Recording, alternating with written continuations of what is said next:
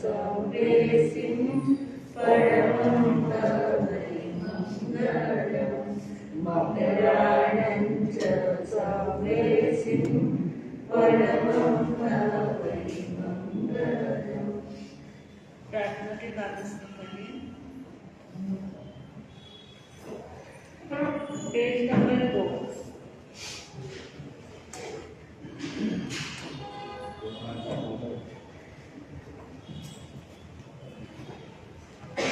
Page number 2।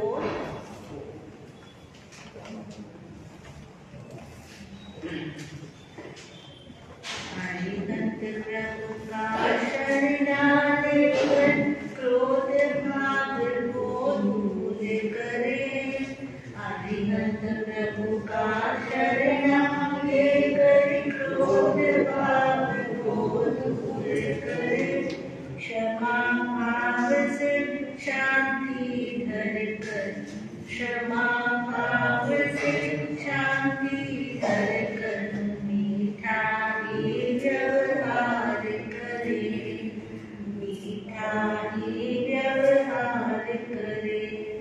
सिद्ध प्रभु का शरण लेकर, सिद्ध प्रभु का शरण लेकर मान बढ़ाई दूर करे।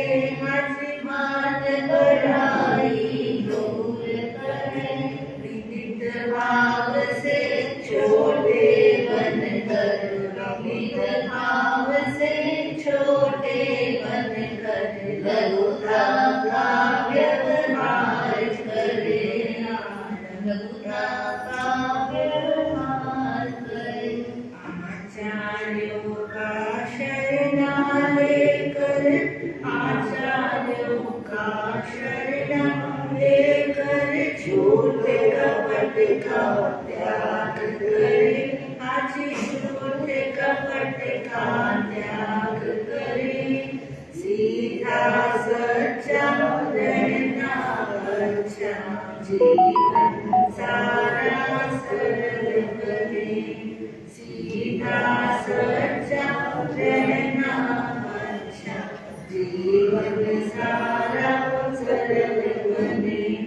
उपाध्याय का शरणा लेकर, उपाध्याय का शरणा लेकर कोटि तृष्णा दूर करे। हाजी कोटि तृष्णा दूर करे। जरूरत से ज्यादा लक्ष्मी भी, जरूरत से ज्यादा लक्ष्मी भी अपना क्या कल्याण करे। अपना क्या कल्याण करे। मुनियों के चरणों में गिर कर अपना कुछ उद्धार करे। हाजी अपना कुछ उद्धार करे। मूल कषायों को क्षय करके राग पद प्राप्त करे। मूल कषायों को क्षय करके वीतराग पद प्राप्त करे। सब वीतराग पद प्राप्त करे। लगती ड्रम का आज कुछ नहीं है।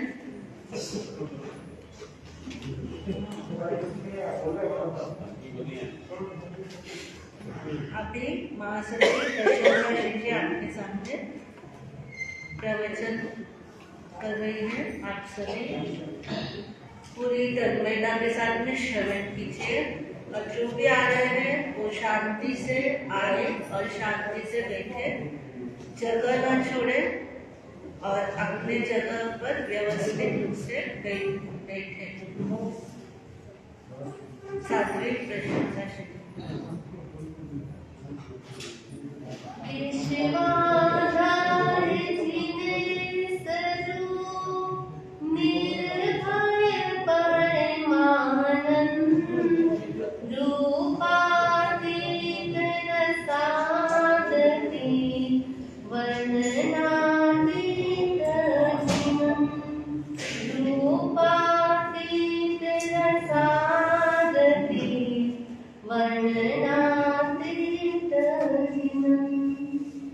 अनंत अनंत आस्था के केंद्र, अनंत अनंत दर्शन के दिवाकर, शांत के सर्जक, भव भव के भेदक, श्रमण प्रभु महावीर स्वामी की सनातन जय हो। अत्र विराजित परम श्रद्धेय अनंत उपकारी ज्ञान दाता बोधि बीज सदाता पूज्य गुरु जी के पावन चरणों में अधिक अनंत आस्था के साथ कोटिशः वंदन नमन।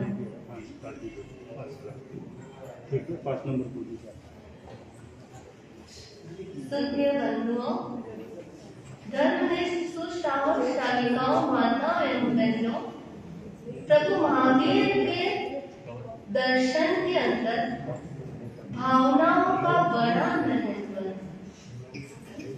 भगवान ने भावनाओं के ऊपर अपने प्रवचन भी दिए हैं। जीवन की सभी क्रियाओं के अंदर भावनाओं का महत्वपूर्ण स्थान माना गया है। यदि मनुष्य की भावना राग द्वेष से प्रेरित होती है तो वह भावना पाप बंद करती है, और जब मनुष्य की भावना शुभ होती है तो वही कर्म निर्जा का कारण बनती है। बार बार कोई भी विचार जब मन के अंदर उठता है और मन को प्रभावित करता है, वह जो संस्कार मन के ऊपर जम जाते हैं वही भावना बन जाती है, वही भावना का रूप धारण कर लेती है। सबसे पहले व्यक्ति के मन में क्या उठता है? विचार उठते हैं, और विचार इतने प्रबल उठ जाते हैं कि वह संस्कारों के रूप में मन के अंदर भावित हो जाते हैं, संस्कारित हो जाते हैं, दृढ़ हो जाते हैं। भव, भव शब्द से क्या बना है? भावना बना है। भव संसार कहलाता है, और शुद्ध भाव ही जन्मों जन्मों के जो संस्कार है, जो कर्म है, उनकी चिकित्सा है।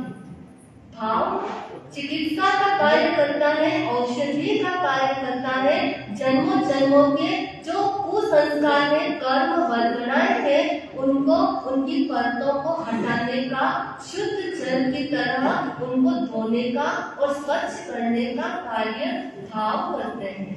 अगर अच्छे भाव हुए तो कर्म निर्जा कर सकते हैं, और भाव अगर अशुद्ध हुए तो कर्म बंद करते रहते हैं, और संसार चलता रहता है।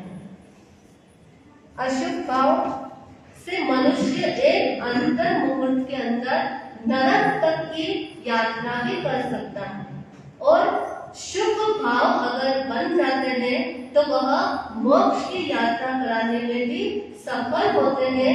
यह भावनाओं का बड़ा ही महत्व है।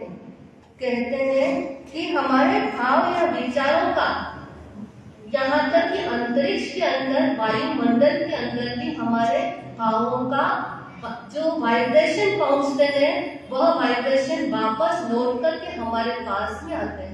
अगर हमारे भाव, अगर हमारे विचार सकारात्मक होते हैं तो वायुमंडल के अंदर सकारात्मक पॉजिटिव एनर्जी को फैलाते हैं, और हमारे भाव कैसे होते हैं?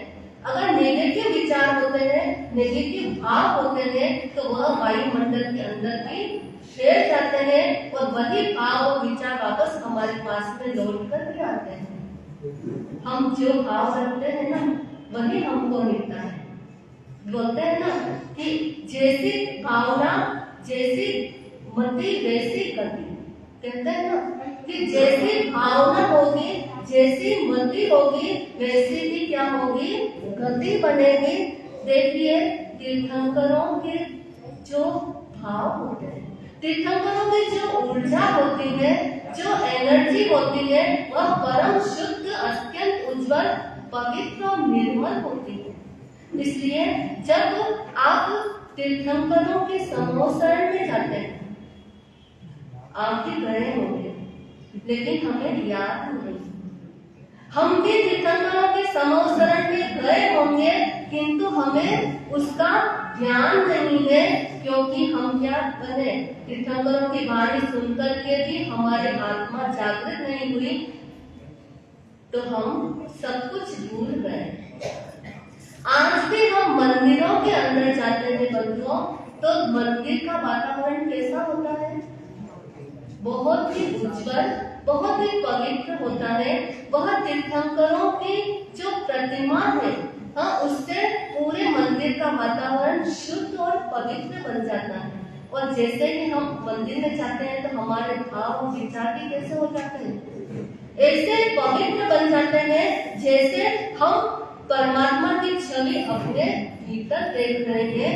परमात्मा के शुभ परमाणु हमारे भीतर, हमारे अंतर आत्मा को छू रहे हैं। ऐसे हम पवित्र बन जाते हैं, ऐसे हम शुद्ध बन जाते हैं।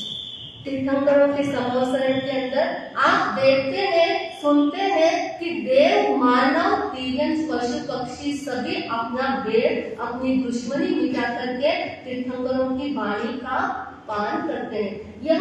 यह ऊर्जा कहाँ से आई कि सारे जो जीव है वह शत्रुता का भाव मिटा करके प्रेम भाव से बड़े ही आदर के साथ में भगवान की वाणी सुनते हैं। यह तीर्थंकरों का ओरा, यह तीर्थंकरों का आभा मंडल का जो प्रभाव है, उससे सभी प्राणी मित्र बन जाते हैं।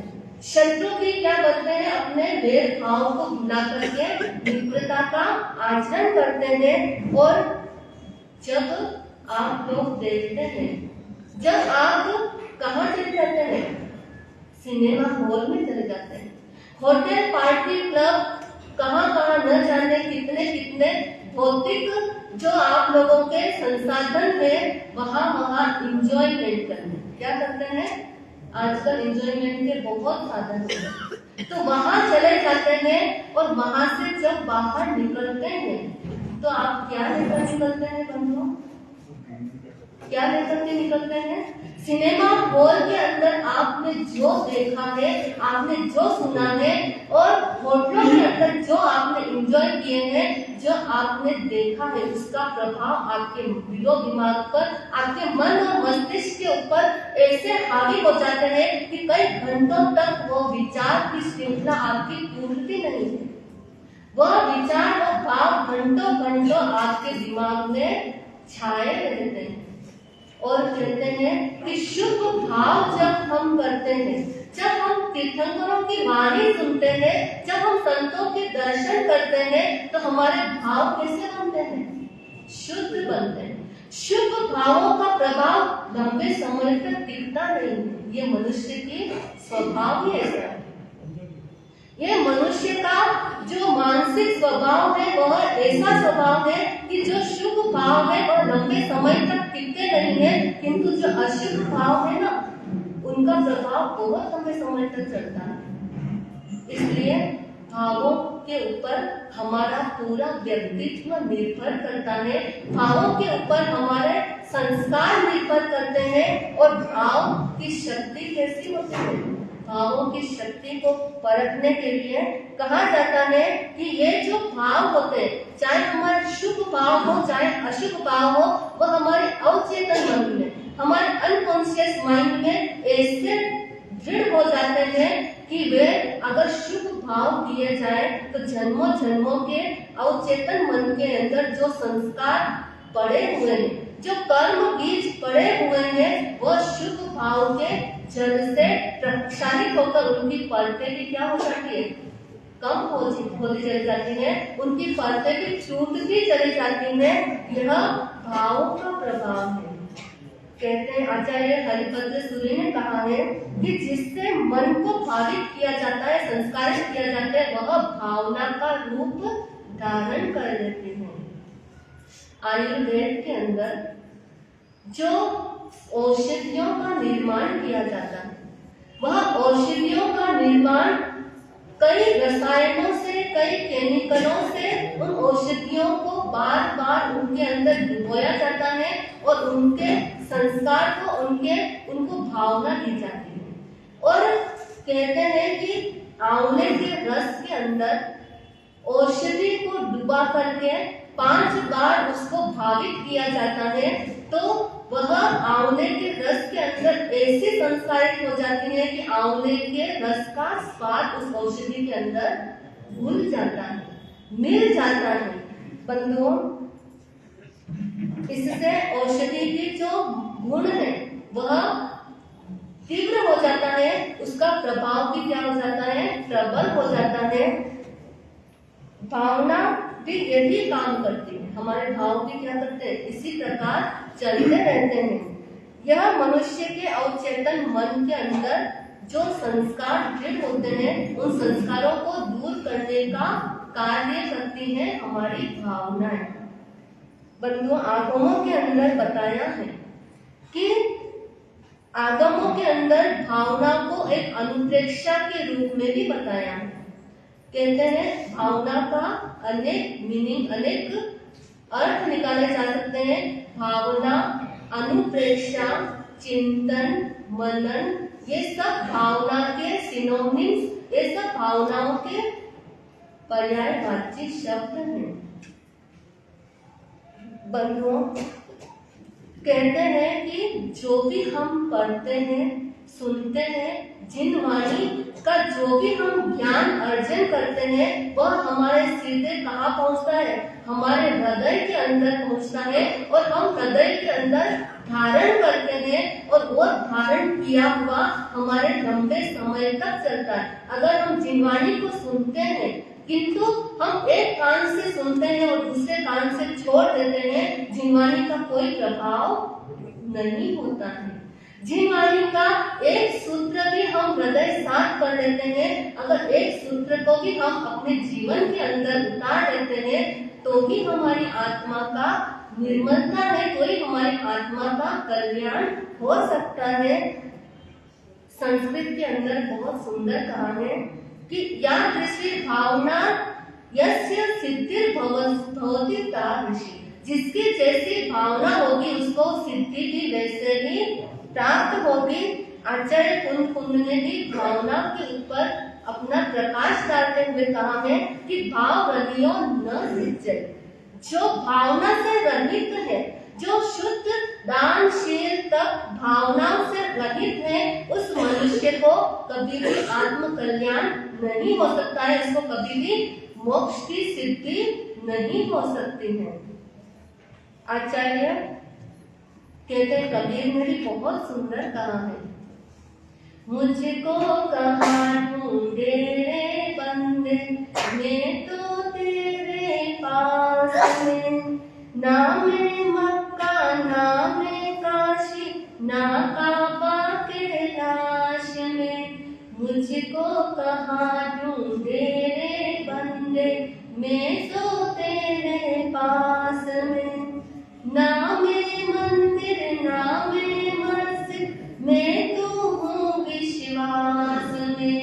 मुझको कहाँ ढूंढे रे बंदे, मैं तो तेरे पास में।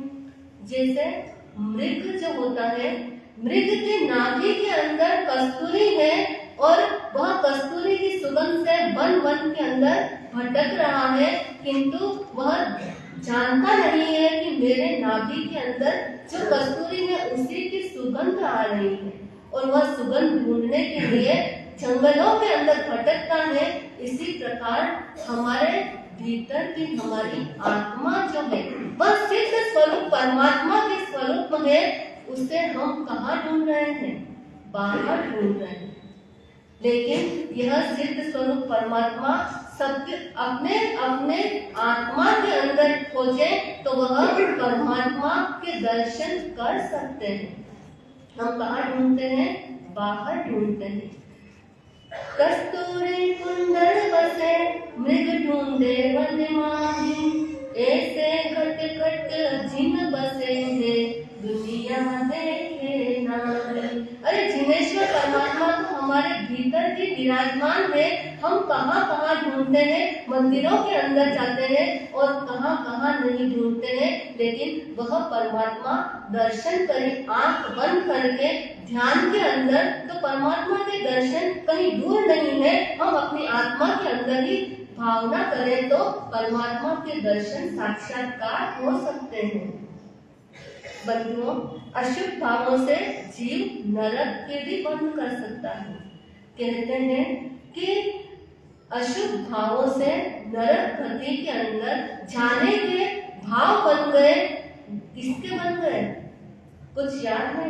अरे प्रसन्नचंद्र राजा ऋषि ने कितनी साधना करी है। जब वो साधना कर रहे थे तो भगवान फरमाते हैं कि अभी प्रसन्नचंद्र राजा ऋषि अभी अगर कार्य करे, मृत्यु को प्राप्त हो जाए तो वह नरक के बंधन कर रहा है, नरक के अंदर जाने वाला है। कुछ समय के पश्चात वापस जब भगवान से प्रश्न किया गया तो भगवान फरमाते हैं, अगर अब प्रसन्नचंद्र राजा ऋषि अगर मृत्यु को प्राप्त करते हैं तो वह क्या करेंगे? मुक्ति को प्राप्त करने वाले। प्रसन्नचंद्र मुनि सूरज सन्मुख खड़े लगा कर ध्यान, नरक सातवी जाते जाते पाया केवल ज्ञान हो, पाया केवल ज्ञान। रघुभाव श्रेष्ठ परमाए ओ प्राणी,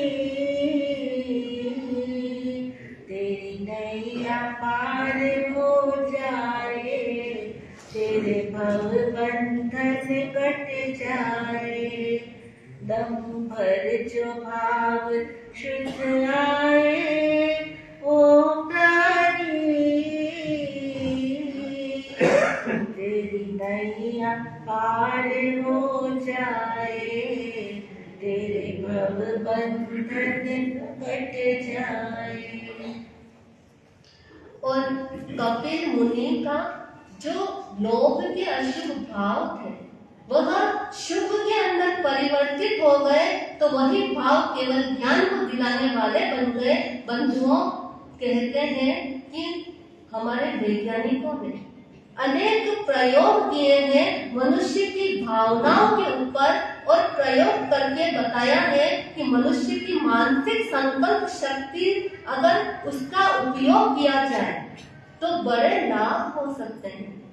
एक प्रसंग आता है, ब्रिटिश के शासन काल के अंदर, ब्रिटिश का शासन काल चल रहा था और सर जॉन वुडरफ नाम का जो ब्रिटिश शासक है वह ताजमहल के अंदर अपने एक मित्र के साथ में बैठे हुए हैं, और मित्र ने संकल्प शक्ति, भावना शक्ति के बारे में बताया कि भावना शक्ति के ऐसे प्रयोग करके हम एक दूसरे की भावनाओं को भी क्या कर सकते हैं? कंट्रोल कर सकते हैं। तो उन्होंने बोला कि मैं नहीं मानता। ब्रिटिश शासक क्या होता है, मैं तुम्हारी बात से सहमत नहीं हूँ।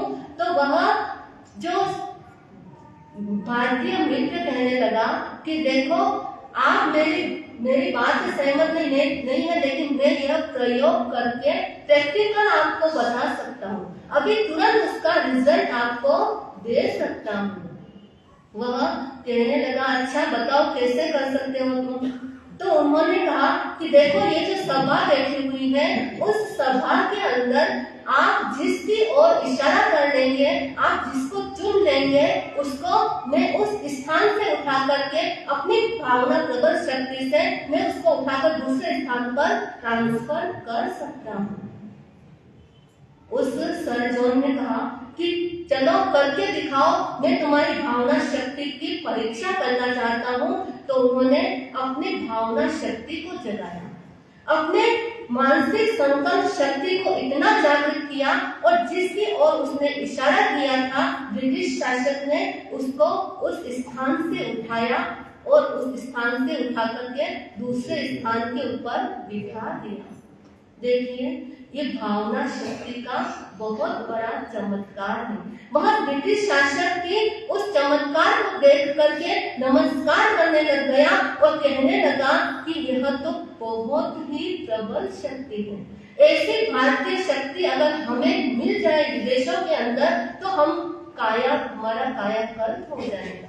बंधुओं, हमारे जैनाचार्यों ने शुभ भावना प्रबल शक्ति के उपयोग करके दुष्साध के रोगों को भी ठीक कर दिया। आप लोग सुनते आए हैं, रेकी ट्रीटमेंट के बारे में सुनते आए हैं और कई प्रकार के भक्तामक हीलिंग के प्रयोग आपने सुने होंगे और यहाँ तक भक्तामक हीलिंग के प्रयोग से दुष्साध के रोगों को भी ठीक किया है।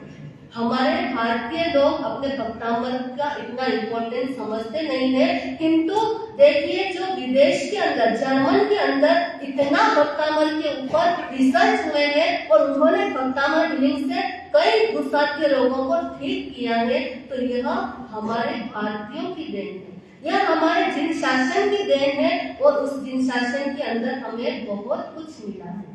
बंधुओं, यह भावना शक्ति हमारी जागृत हो जाए तो हम क्या नहीं कर सकते।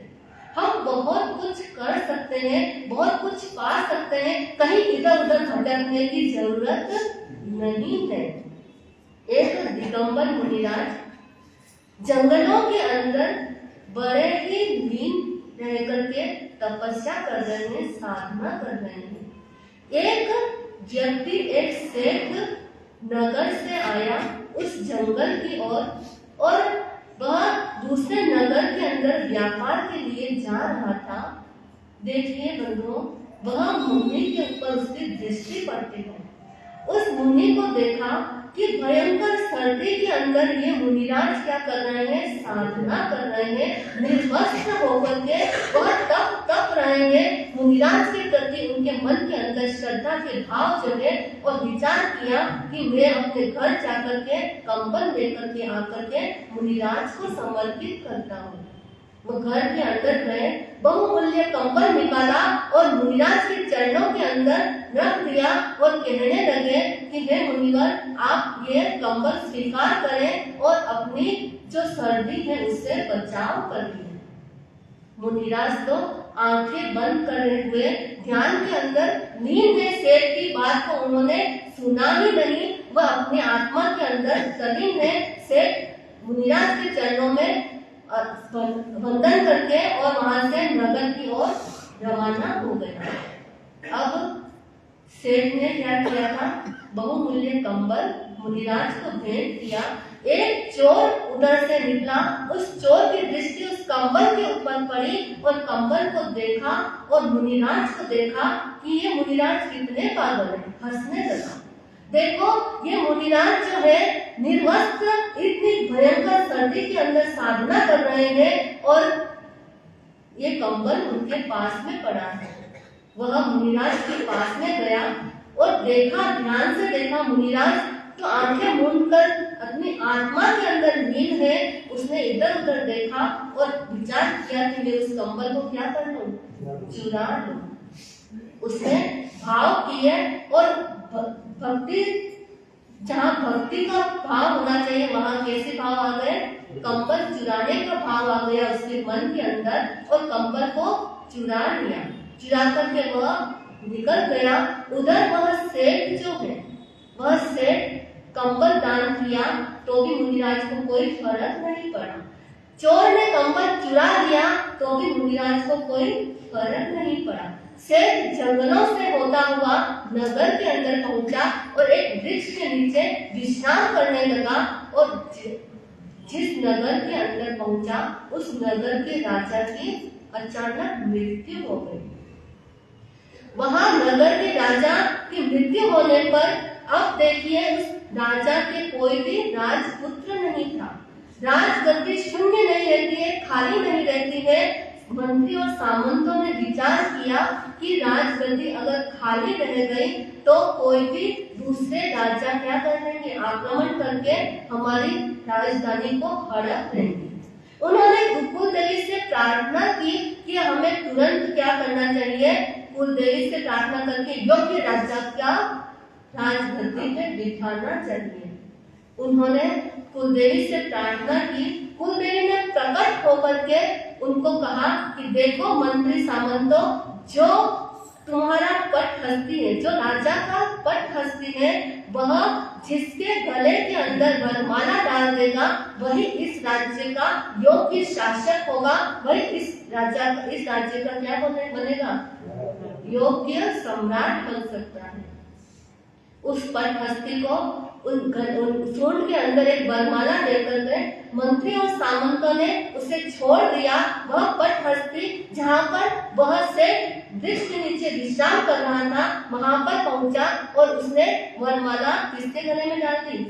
उस शेर के गले में डाल दी और जय जयकार करते हुए उस शेर को उस हाथी के पीठ के ऊपर बिठाया और राजमहलों के अंदर लेकर के आ गए और उसको राजगद्दी के ऊपर बिठा दिया। बंधुओं, वह चोर जो था, वह चोर जंगलों के अंदर जा रहा था और एक दलदल के अंदर फंस गया और उसको सर्प ने डस लिया, उसकी मृत्यु हो गई। देखिए भावनाओं को कितना बड़ा प्रभाव है कि शुद्ध भावों से शेर को राजगद्दी मिल गई और अशुभ भावों के प्रभाव से चोर को क्या हो गया? मृत्यु को प्राप्त हो गया। बंधुओं, हमारे भावों को हमें हर क्षण देखने का प्रयत्न करना है, हर क्षण निरखना है। शुभ भाव से भाव मुक्ति होती है। इन्हीं शब्दों के साथ में अपने वक्तव्य को मैं विराम देती हूँ। पूज्य गुंडी जी से मैं निवेदन करती हूँ कि वे अपना मंगलमय उद्बोधन आपके सामने प्रस्तुत करेंगे। ओम शांति। राग द्वेष विजेतारं ज्ञातारं विश्ववस्तुनः शक्रपूज्यं गिरामीशं तीर्थेशं स्मृतिमानये तीर्थेशं स्मृतिमानये।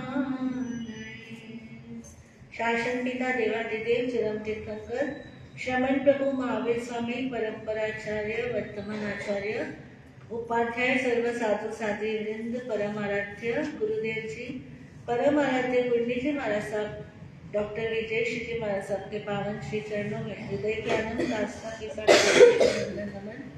उपस्थित धर्म श्रद्धालु श्रावक श्राविकाओं भाइयों एवं बहनों, हमारा जैन आगमों का आपने शुद्धधर आचार्यों के माध्यम से इस परंपरा को सुरक्षित रखने का वर्णन और काफी सारी बातें आप लोगों ने सुन ली हैं।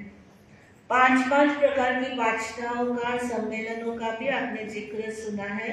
लेकिन अब हम चलते हैं उन आगमों की तरफ या उन उपांगों की तरफ जिनमें कौन कौन सी बातों का बहुत सुंदर वर्णन किया है। उनको हमें अब क्या करना है? सुनना है। तो इस इतिहास के साथ साथ में हम एक आगम जो प्रारंभ करने जाने वाले हैं, या जैसे हमारे शरीर के अंग और उपांग होते हैं। शरीर के अंग कौन से हैं? मस्तक, दोनों भुजाएं, दोनों पैर, जंघाएं, ये हमारे मुख्य हिस्सा है। और इसके उपांग जो बॉडी के साथ लगे हुए हैं वो कौन से हैं? दोनों हथेलियां, दोनों पाँव के, दोनों पैर, तलवे, ये सब उंगलियां, ये सब क्या है? हमारे उपांग है। अंगों का भी उतना ही महत्व है जितना उपांगों का भी उतना ही महत्व है। क्योंकि जहाँ पर हमें कोई कार्य करना हो तो उस समय हाथों से जो काम किया जा सकता है वो भुजाओं से नहीं किया जा सकता। और भुजाओं के ऊपर अगर कोई बोझा उठाना है, हाथों से उसको हम नहीं संभाल सकते हैं। यानी जहाँ पर अंग इम्पोर्टेंट है उपांग भी इम्पोर्टेंट है। जहाँ उपांग इम्पोर्टेंट है वो भी किसके आधार पर है? हथेलियां भी हमारी भुजाओं को, हाथ भी उसको कनेक्ट होकर के उससे संबंधित है। इसी तरह से हमारे जो आगम है, अंग आगम आप लोगों ने सुना कितने हैं? 12 है।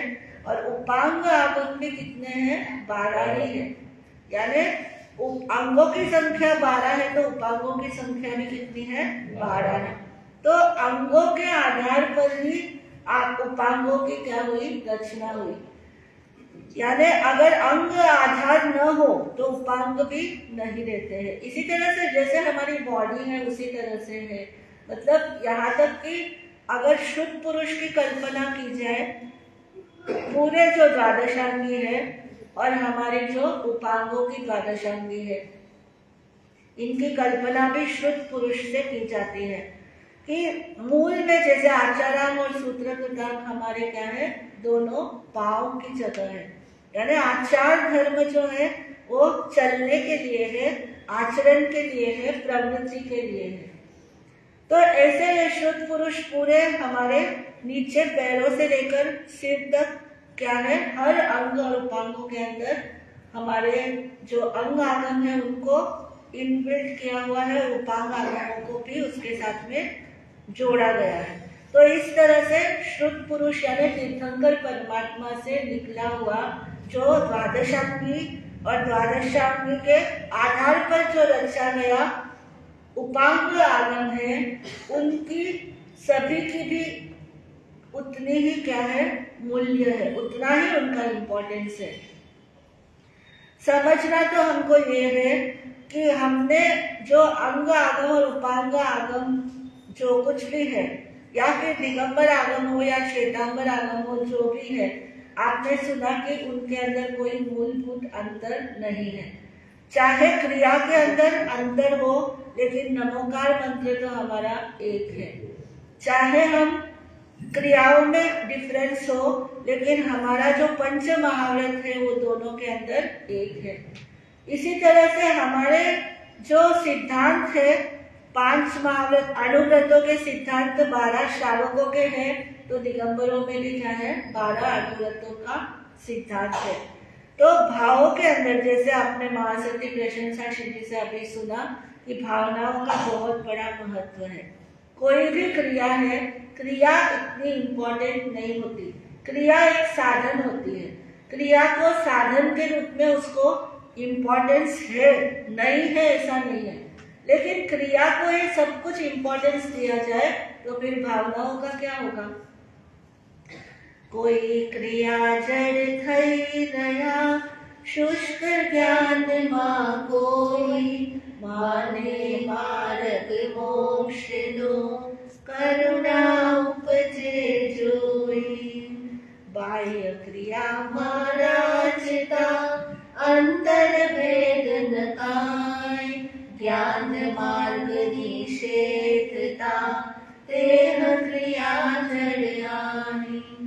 अगर हम ये श्रीमद् राजचंद्र जी की आत्मसिद्धि की पंक्तियां हैं दोनों, उन्होंने एक बात बहुत जरूरी कही है कि व्यक्ति सोचता है कि क्रिया ही सब कुछ है, आचरण ही सब कुछ है, लेकिन कभी कभी आचरण में जो दिखता है वो भाव में नहीं दिखता, कभी कभी भावनाओं में जो होता है वो आचरण में नहीं दिखता।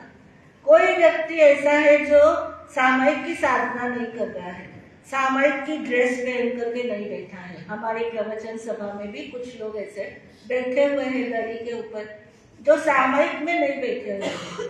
लेकिन सामयिक में नहीं बैठे हुए हैं और सामयिक में बैठे हुए हैं, दोनों में क्या डिफरेंस है, दोनों में क्या फर्क है। अगर हमें यह थर्मामीटर से नापना हो तो कौन से थर्मामीटर से नाप सकते हैं?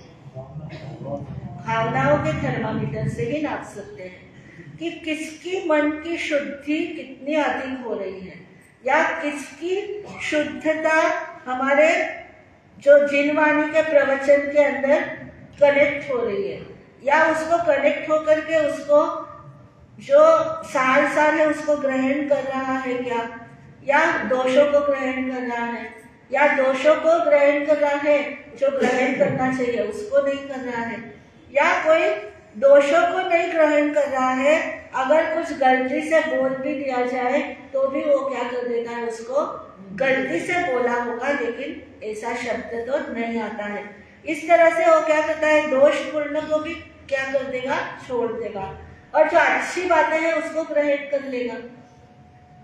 तो जो अच्छी बातों को ग्रहण कर लेगा तो वो भी उसी के भावों को ही पता है कि वो क्या ग्रहण कर रहा है। कभी कभी आप क्या करते हैं, अच्छे अच्छे फल दिखाई देते हैं, मार्केट में आप खरीदने के लिए जाते हैं, वेजिटेबल्स खरीदने जाते हैं या फ्रूट्स खरीदने जाते हैं, उस वक्त आपने देखा बाहर से तो बहुत अच्छे हैं, टच करके भी देखा बहुत अच्छे हैं, लेकिन क्या होता है घर में आए और जब आप लोग बहनें उसको सुधारने लगती है, कोई कोई भाई भी उसको सुधारते हैं, तो जब सुधारने लगते हैं तो देखते हैं अंदर तो पूरा क्या है, सूखा सूखा है, खराब है, इसके अंदर तो रस भी नहीं है, इसके अंदर टेस्ट भी वैसा नहीं है, फ्रेश नहीं है। तो कैसे पता चला? जब आपने पूरा उसका इस्तेमाल किया। इसी तरह से कहते हैं कभी कभी बाहर से तो हर चीज अपनी बहुत अच्छा दिखता है, बाहर से बाबा जी सूट बूट पहन करके बैठे हुए हैं और बंगला इतना आलीशान है कि ऐसा लगता है कोई पैलेस है, कोई राजाओं महाराजाओं के रहने का स्थान है, लेकिन अंदर के अंदर जब उस व्यक्ति के साथ में परिचय हो जाए, जो रहने वाला है उसके साथ परिचय हो जाए, तो कैसा लगता है? उसके सदाचार की प्रवृत्ति या उसकी दुराचार की प्रवृत्ति, अगर वो अच्छे पंच माले महल में भी रहता हो, लेकिन उसकी प्रवृत्ति कैसी हो, एक्टिविटी कैसी हो, अगर वो शराबी हो, अगर वो खराब काम बिजनेस करता हो, अगर ऐसा बिजनेस करता है कि जो नहीं करना चाहिए, तो क्या कहेंगे उसको कि भाई सब अच्छा है, लेकिन आप लोग देखने भी जाते हैं ना लड़के लड़कियों को, तो क्या देखेंगे? सब अच्छा है लेकिन लड़का खानदानी नहीं है, या लड़की क्या नहीं है, खानदानी नहीं है, क्योंकि उसके संस्कार क्या हो रहे हैं, सामने नजर आ रहे हैं, धन को क्या करना, आप ऐसे ही कहेंगे ना। तो कहते हैं कि बाहर सब अच्छा चाहिए, सब बराबर चाहिए, वो ठीक है, लेकिन अंतर की अंतरंग शुद्धि को मापने का थर्मामीटर आज तक किसी भी व्यक्ति ने, किसी साइंटिस्ट ने नहीं बनाया कि लो भाई ये जैसे आप ज्वर नापते हैं ना कि ये टेम्परेचर नापा, बाहर निकाला जीभ से, आजकल काक से भी आते हैं टेम्परेचर नापने का, तो उसको निकाल करके तुरंत रीडिंग आ जाती है। ऐसा कोई भावनाओं की रीडिंग का कोई थर्मामीटर आज तक बना है क्या? कि इंसान की थर्मामीटर, हाँ ये बना है कि भाई उसके अंदर क्या होगा, केवल ज्ञान, उसके अंदर ये आ जाता है कि जो वेव्स होती है, जैसे आईसीयू के अंदर आप देखते हैं पेशेंट को, या एक नॉर्मल पेशेंट का जब उसका डायग्नोसिस किया जाए, तो उसकी जो वो होती है, वेव्स होती है, तो उस वेव्स से पता चलता है कि इसमें क्या हो रही है, उथल पुथल हो रही है ना। लेकिन अगर वो अच्छी हो रही है क्या, बुरी हो रही है क्या, ये कैसे पता चलता है? ये तो ईसीजी और हार्ट का जो धड़कन है उससे पता चलता है कि भाई इसका हार्ट नॉर्मल है या नहीं है। कहने का भाव क्या है कि भावनाओं की शुद्धि का मापदंड करने के लिए हमारे पास कोई थर्मामीटर नहीं है। व्यक्ति का अपना अंतरंग जो शुद्धि है, या वो स्वयं उसको नाप सकता है कि मेरी पवित्रता कितनी अधिक है, मैं जैन हूँ तो मेरी पवित्रता कितनी प्रामाणिक है, और मेरे खाली जैन बोल करके अगर वो धंधा किसी भी प्रकार का ऐसा धंधा करता है, कतल खाने का करता है, या हिंसात्मक प्रवृत्तियों का करता है, व्यसन को बढ़ाने वाला करता है, तो उससे क्या फायदा। इसी तरह से कहते हैं कि बाहर की क्रियाएं हमारे सिर्फ साधन है, लेकिन अंतरंग शुद्धि और अंतरंग पवित्रता क्या है हमारा। कभी कभी बाहर से धार्मिक नहीं दिखने वाला भी धार्मिक हो सकता है। क्यों? क्योंकि उसकी अंतरंग की प्रामाणिकता इतनी अच्छी है, अंतर की उसकी शुद्धता इतनी अच्छी है कि वो किसी व्यक्ति को क्या नहीं देख सकता, दुखी नहीं देख सकता, उसके दुखों को दूर करने के लिए प्रयत्नशील रहता है। तो भीतर से भी वो अगर बोलते ना, वो जीव किसो किशमिश जिसो मायमुन नरम बारुन नरम, वो जीव मरने कट्ठे जाएगा, तो क्या बोलते हैं, देव गति में जाएगा, है ना, या मोक्ष गति में जाएगा। कि भाई अंदर से भी नरम है, बाहर से भी नरम है। आपको वो बच्चों को सिखाते हैं हम, है ना, ओ जीव किसो सुपारी जिसो, अंदर से भी कड़क बाहर से भी कड़क, वो जीव मर के कहते जाएगा नरक गति में जाएगा। तो बोलते हैं कि ये कुछ होते हैं खोपड़े जैसे होते हैं, बाहर से कड़क अंदर से नरम, वो कहाँ जाएगा मर करके? तो बोलते मनुष्य गति में जाएगा। नरक गति वाला तो दोनों अंदर भी कड़क बाहर भी कड़क। और एक जीव हिस्सो किसके जिस्सो रह गया अभी? आता है ना सबको? सुपारी जैसा, नारियल जैसा, किशमिश जैसा। और ये जीव बाहर से भी नरम, जैसे खुरमानी होती है ना, खुरमानी बाहर से भी मीठी अंदर से भी मीठी। तो ऐसे जीव भी क्या होते हैं, देव गति के अंदर जाते हैं।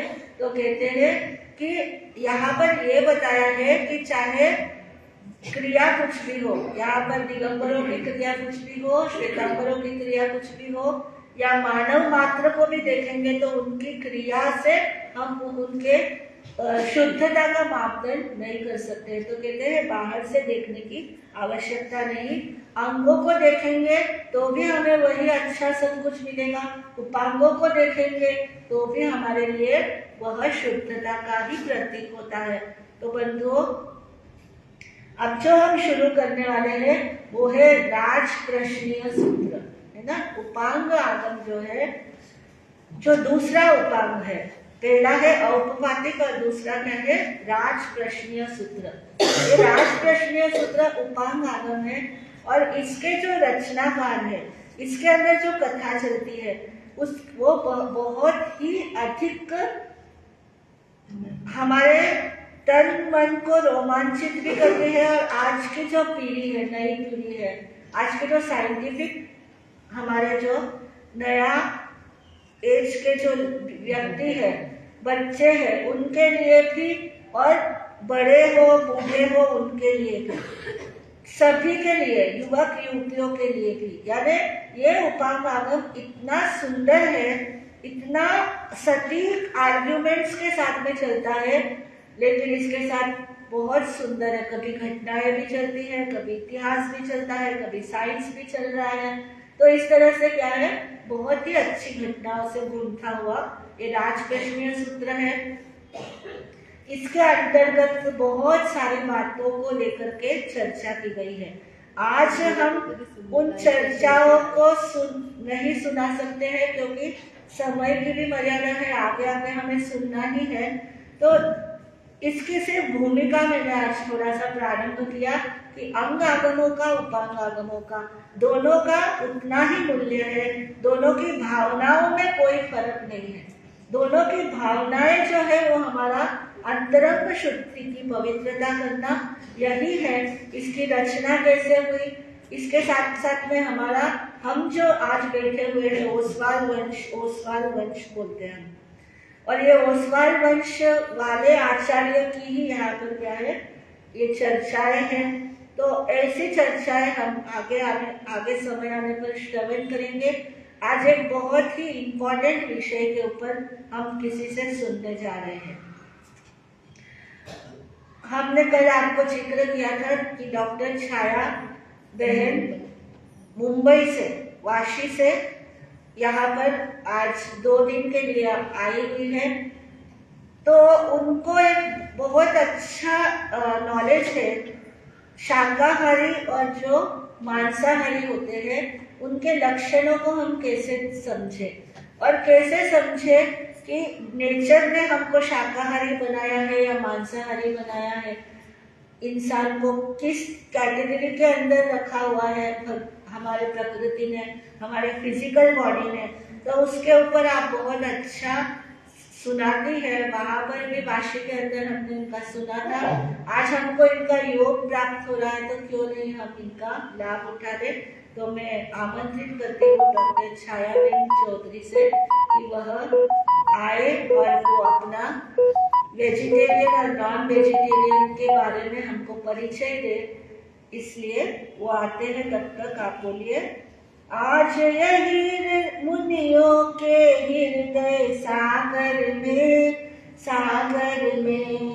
रत्नाकर सा ज्ञान भरा इन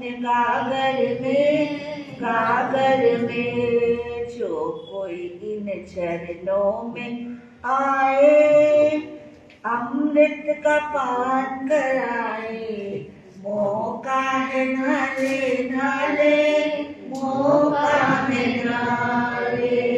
कल कल कल कल करता रे, झरना ये बहता जाए, मौका है नाले नाले, मौका है नाले। छाया बहन आपके सामने अपना वक्तव्य रखेगी, उससे आप लोग ध्यानपूर्वक सुनिए, क्योंकि हम यह सुनकर के समझ जाएंगे और किसी को भी बता सकते हैं कि नॉनवेज क्यों छोड़ना चाहिए। हाँ छाया जी। शासन पिता महावीर स्वामी भगवान तथा 24 तीर्थंकरों के चरणों में शतशः वंदन करके यहाँ पर उपस्थित पूज्य प्रतिभाश्री जी, प्रशंसा श्री जी, जो मेरे परम पूज्य है, मेरे परम प्रिय है, उनकी आज्ञा से मैं आज आपको मनुष्य को भगवान ने मांसाहारी बनाया है या शाकाहारी बनाया, उसके बारे में जो भी उनके बॉडी में डिफरेंसेस दिए हुए उसके बारे में कुछ सुनाऊंगी। हमारे साहब ने मुझे ये मौका दिया, ऐसे मैं आपकी बहुत बहुत आभारी हूँ। वैसे देखा जाए तो इस दुनिया में कोई किसी भी जानवर को बताने की या सिखाने की जरूरत नहीं पड़ती कि तुमको भगवान ने शाकाहारी बनाया है, मांसाहारी बनाया है, सब अपने आप समझ जाते हैं। एक मनुष्य प्राणी ऐसा है जिनको ये सब पॉइंट बताने पड़ते कि भाई अभी साइंस इतना आगे गया है, तो मनुष्य ने समझ लेना चाहिए कि उसको भगवान ने क्या बनाया हुआ है। जो दोनों में डिफरेंस दिए हुए बॉडी में, उसके बारे में आपको बताऊंगी। बेसिकली तो ये समझ जाओ, शेर भूखा मर जाएगा लेकिन घास नहीं खाएगा, गाय भूखी मर जाएगी लेकिन मांस नहीं खाएगी। तो उनको उपजत समझ है, उसके हिसाब से वो अपने बुद्धि से काम करते हैं। अभी इसी तरह से बाकी भी जितने भी प्राणी हैं, जैसे गाय, घोड़ा, हाथी वगैरह, सबको समझ है कि अपने को शाकाहार ही खाना है, तो वो उस प्रकार से। मनुष्य प्राणी की जो बॉडी, बायोलॉजिकल बॉडी बनाई हुई है, वो शाकाहार के लिए ही बनाई है, इसलिए मांसाहार उसके लिए कितना घातक है ये उसको समझ लेना चाहिए। ये सब पॉइंट मैं बता देती हूँ जिससे पता चलेगा कि मांसाहार मनुष्य के लिए कितना घातक है। अब शुरू करती हूँ शुरू से, यानी त्वचा से। दोनों के त्वचा में खूब फर्क है। अपने त्वचा को बहुत सारे अनगिनत छिद्र दिए हुए हैं, उस छिद्र में से पसीना बाहर आता है, जो कि उसके कारण अपना बॉडी का टेम्परेचर मेंटेन रख सकते हैं। अब जो मांसाहारी एनिमल्स है उनको ऐसे छिद्र नहीं दिए हुए हैं, तो आपने देखा होगा कुत्ता अपना जीभ बाहर निकाल के है करते रहता है पूरा टाइम, तो वो मुंह के द्वारा और जीभ के द्वारा अपना गर्मी शरीर के बाहर निकलता है, तो उसको अपना टेम्परेचर मेंटेन करने के लिए जीभ का और मुंह का उपयोग करना पड़ता है। दूसरी बात है पानी पीने का तरीका।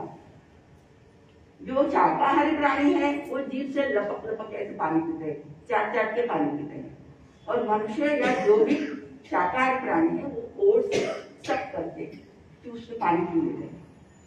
तो तीसरा फर्क है नाखून में।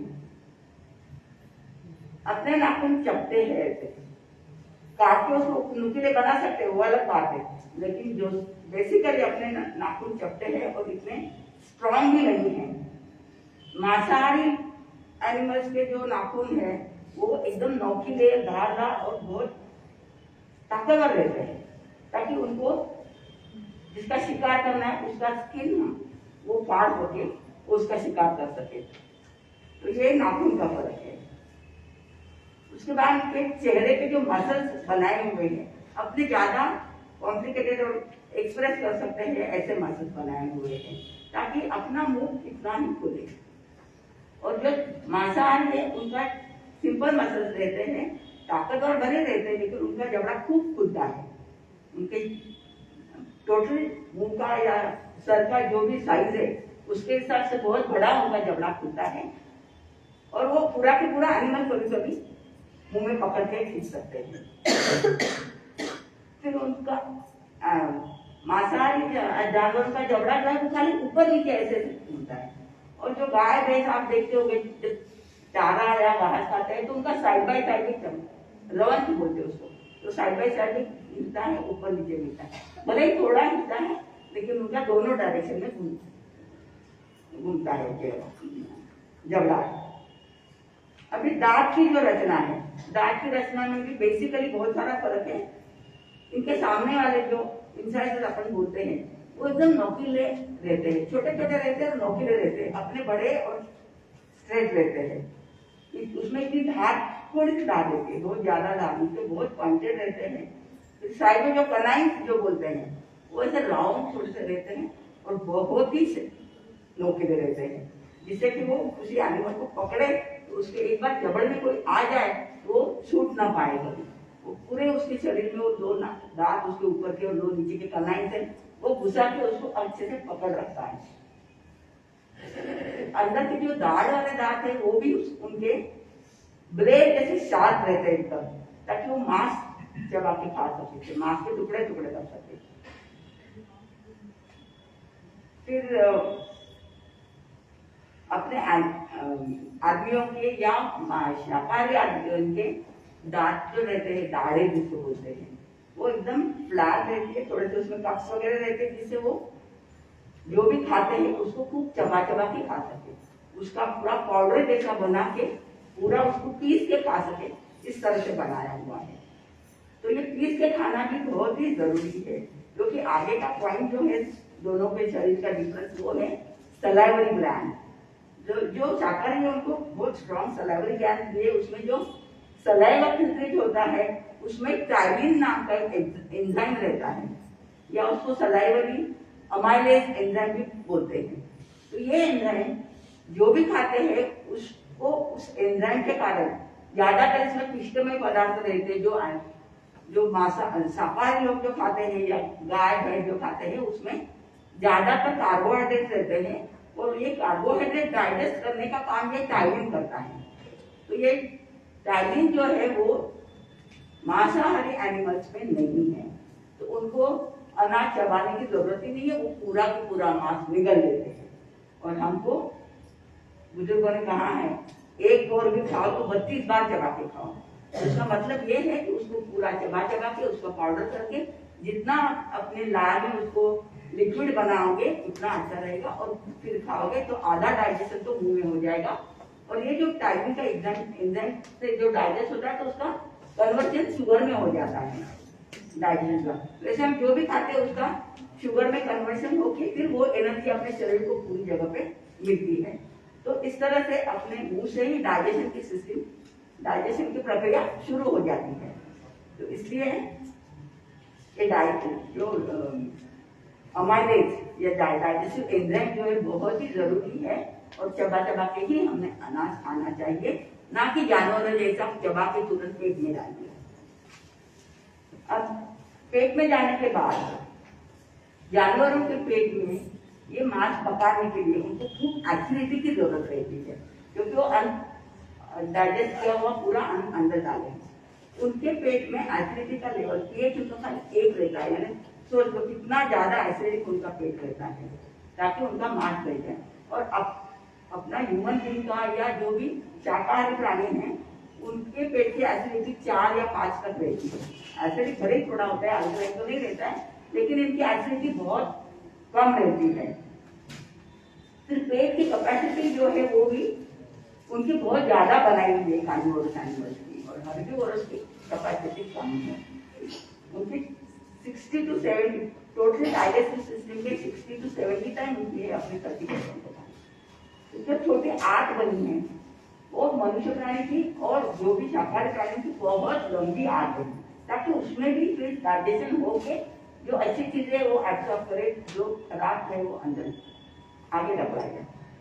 तो इसलिए उनकी जो छोटी आंत है वो अपनी जितनी भी लंबाई है उससे 10 से 12 गुना ज्यादा रहती है आंत। और जो शाकाहारी मांसाहारी एनिमल है उनकी खाली 3 से 6 गुना ज्यादा उनकी लंबाई रहती है। तो अपनी इतनी लंबाई दी है ताकि अनाज वहां से जाके पूरा डाइजेस्ट होकर आगे जाए। फिर वहां पे बाकी जो पैंक्रियास से जो एंजाइम्स आते हैं, फिर लीवर से जो एंजाइम्स आते हैं, बाइल वगैरह आता है, उसमें पूरा अनाज मिक्स होके अच्छे से डाइजेस्ट होके फिर आगे चला जाता है। कार्निवोरस एनिमल्स के सलाइवा में टाइमिंग नहीं होता, इसलिए उनको फिर पूरा उपयोग पैंक्रियाटिक जूस का ही करना पड़ता है। पैंक्रियाटिक जूस में उनका अनाज करके फिर वहां से उनका डाइजेशन होता रहता है। अब बड़ी आर्टरी जो है वो भी उनकी ऐसी बनी हुई है कि अपनी ज्यादा कॉम्प्लेक्स है, पूरा पानी चूस लेती है बड़ी आर्ट। डाइजेस्टिव जो अच्छे एलिमेंट्स है, प्रोटीन है, विटामिन है, मिनरल है, वो सब बड़ी आर्ट में खींचा जाता है और जो निरुपयोगी वस्तु है वो आगे अपनी आंतें जो बहुत कॉम्प्लिकेटेड बनी हुई है, इनकी आंत सिंपल रहती है, जो नहीं डाइजेस्ट हुआ सीधा बाहर फेंक लेते हैं।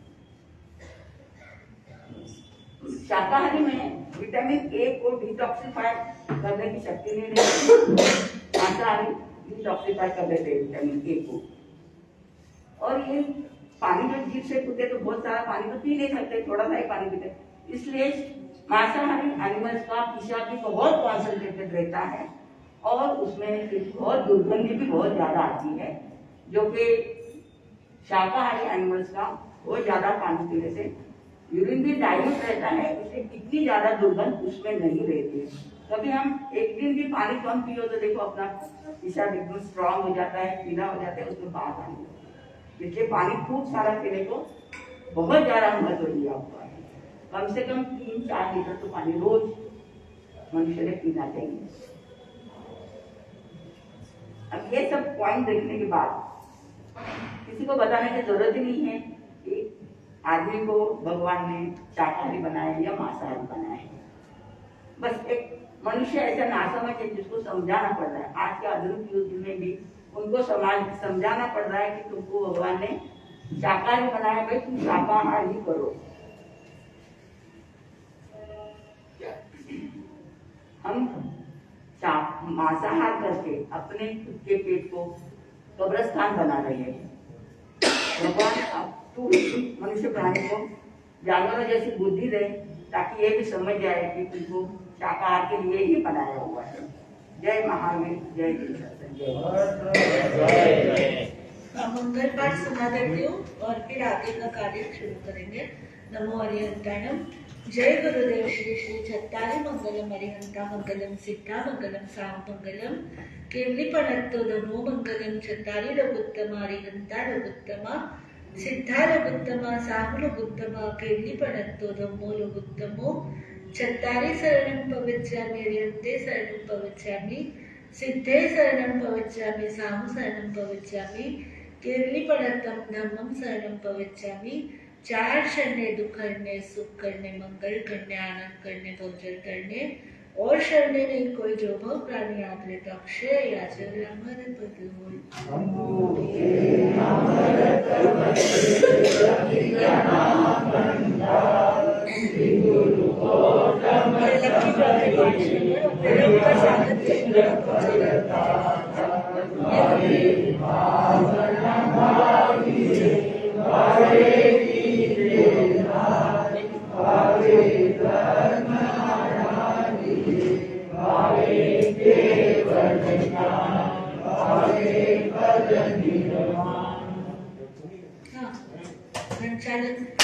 आज हमारे बीच में छाया बहन पधारे मुंबई वासी से, तो आपका हार्दिक स्वागत एवं अभिनंदन करता है। तथा आपके अभिनंदन के लिए मैं महिला अध्यक्ष मनोज भाई तो कोई भी 2 मैंने भी चुनाव को आमंत्रित करता हूँ, उनका स्वागत करता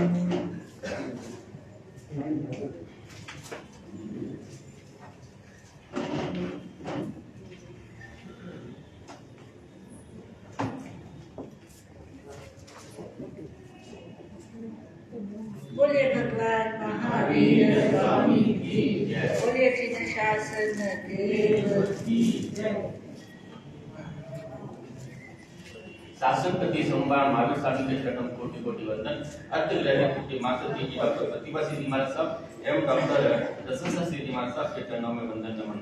आज की धर्म सभा में उपस्थित धर्मप्रेमी बंधुओं, माताओं, बहनों, आप सभी का श्री वर्तमान स्थान प्रति बहन साहब से हार्दिक स्वागत एवं अभिनंदन करता है।